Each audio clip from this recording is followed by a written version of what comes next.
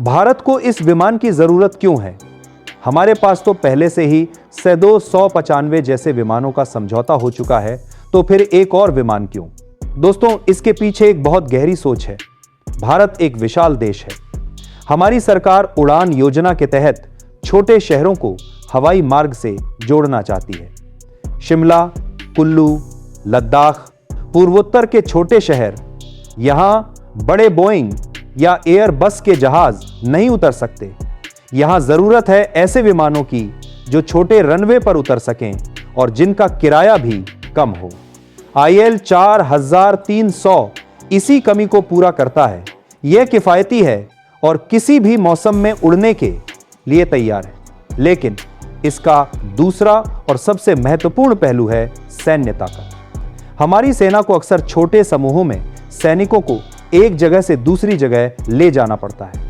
कभी कभी घायलों को सीमा से अस्पताल लाना होता है या फिर किसी अग्रिम चौकी पर राशन और गोला बारूद पहुंचाना होता है। ऐसे अभियान के लिए बड़े भारी भरकम परिवहन विमानों को उड़ाना बहुत महंगा पड़ता है और वह हर जगह जा भी नहीं सकते। IL 14300 यहां एक बड़ा बदलाव लाने वाला साबित हो सकता है। यह विमान सेना के लिए एक मुख्य आधार बन सकता है।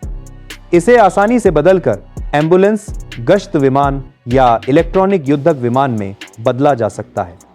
सोचिए, अगर लद्दाख की किसी छोटी सी हवाई पट्टी पर हमें तुरंत 50 कमांडो उतारने हो, तो यह विमान बिना किसी तामझाम के वह काम कर देगा। इसका रखरखाव भी आसान है और क्योंकि यह भारत में ही बनेगा, तो इसके कल पुर्जों के लिए हमें कभी किसी दूसरे देश का मुंह नहीं ताकना पड़ेगा। यह आत्मनिर्भर भारत की दिशा में एक ठोस कदम है जो हमारी सामरिक स्वायत्तता को सुनिश्चित करेगा। अगर दोस्तों आपको यह वीडियो रोचक और जानकारीपूर्ण लग रहा है तो तुरंत हमारे चैनल को सब्सक्राइब कर दीजिए, वीडियो को लाइक कीजिए और घंटी का बटन दबाना बिल्कुल मत भूलिए ताकि आपको हमारी हर नई अपडेट सबसे पहले मिले। और हां, इस वीडियो को अंत तक जरूर देखिए क्योंकि आगे हम आपको ऐसे राज और सच्चाइयों से रूबरू कराएंगे जो आपके सोचने का नजरिया ही बदल देंगे। अब जरा रूस के नजरिए से सोचते हैं। आखिर रूस अपनी यह तकनीक भारत को देने के लिए इतना तैयार क्यों है?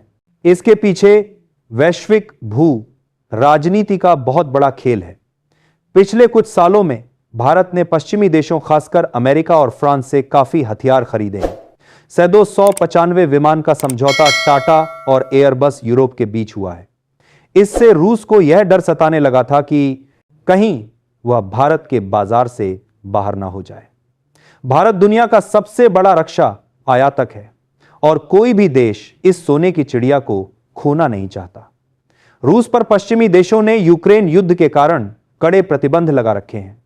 ऐसे में रूस को एक भरोसेमंद साथी और एक बड़े बाजार की सख्त जरूरत है।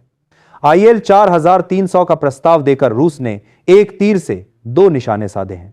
पहला, उसने भारत को यह संदेश दिया है कि हम आज भी तुम्हारे सबसे अच्छे दोस्त हैं और हम तुम्हें वह तकनीक दे सकते हैं जो पश्चिम कभी नहीं देगा। पश्चिमी देश अक्सर तकनीक देने में आनाकानी करते हैं, लेकिन रूस का इतिहास रहा है कि उसने भारत को ब्रह्मोस जैसी मिसाइल और परमाणु पनडुब्बी की तकनीक भी दी है। दूसरा, रूस अपनी खुद की एयरोस्पेस इंडस्ट्री को जिंदा रखना चाहता है। अगर भारत इस विमान को बनाने के लिए तैयार हो जाता है तो रूस को भी इसका फायदा मिलेगा।